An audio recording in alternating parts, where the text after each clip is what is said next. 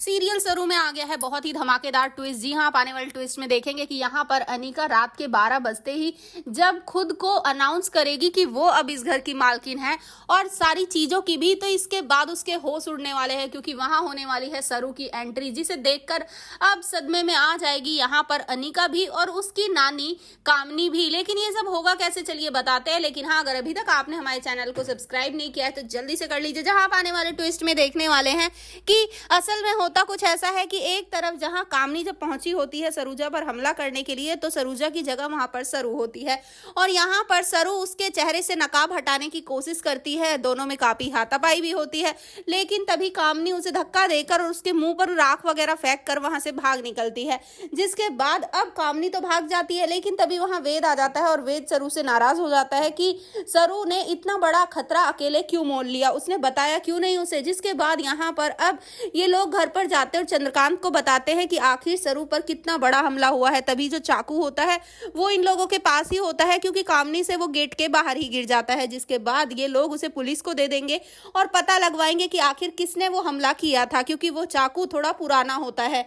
जिसके बाद सीरियल में बहुत ही इंटरेस्टिंग सा ट्विस्ट आता है। यहाँ पर सरू वो कहती है कि अभी हमारे पास एक दिन बाकी है, हम एक दिन और कुछ कर सकते हैं। जिसके बाद उसने तो हार नहीं मानी है, लेकिन चंद्रकांत बहुत परेशान हो जाता है कि पता नहीं भगवान से मुझे सरू जैसी बेटी क्यों नहीं मिली, मैं भी चाहता हूं कि सरू जैसी बेटी ही मेरी हो। जिसके बाद यहाँ पर अब सरू तो चली जाती है वेद के साथ, जहां दोनों के बीच हमें काफी क्यूट से मूवमेंट देखने को मिलते हैं क्योंकि वेद नाराज होता है और सरू से मनाने में लगी होती है।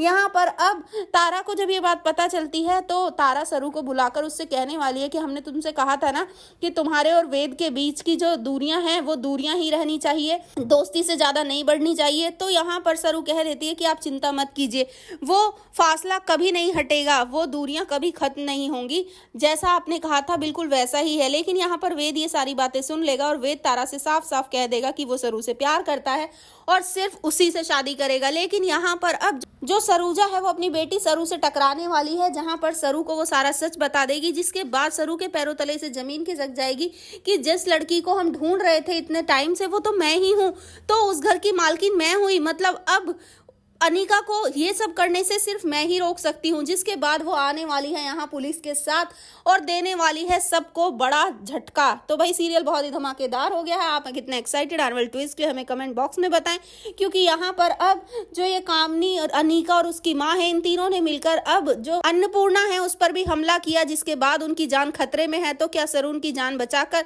अपना हिस्सा घर में मांग पाएगी? क्या सबको बता पाएगी कि इस घर की असली मालकिन वो है, ना कि अनिका? आपको क्या लगता है हमें कमेंट बॉक्स में बताएं।